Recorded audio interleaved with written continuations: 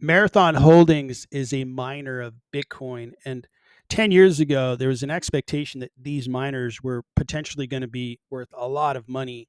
And I can understand the theories that were behind that. But what has been the case is the stocks haven't performed all that great. At the beginning of this video, I showed how Bitcoin has just been flying up higher, really nice trajectory. But Marathon stock hasn't. Over the 1 year, it's down 8%. The reason for it is that these companies, the miners, have to operate expensive data center operations. The technology they have to deploy, primarily NVIDIA GPUs, are really expensive. They also have to spend a lot of energy to mine this Bitcoin and earn the Bitcoin.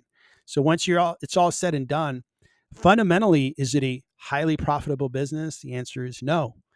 Fundamentally, do they accumulate cash? No. They are in the crypto industry, which is great. It's a needed capacity, but they've had to kind of survive by issuing out more shares. You can see here, if you look at the share count from 2022 to currently, the shares outstanding have almost tripled. Well, that's liquidation of a company. So a shareholder back in 2022, if you think about the fraction that that investor owned of this company, it's been liquidated. Now he doesn't own the fraction he owned before.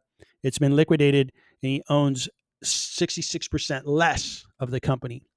So overall, these companies are somebody else's investment, predominantly because, I'm investing. A couple of years ago, these got hot, but the rationale of how would these miners win?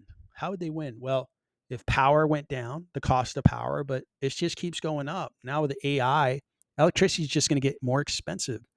And these miners are having to compete for data center capacity, technologies with the AI build out. Boy, that's going to be tough.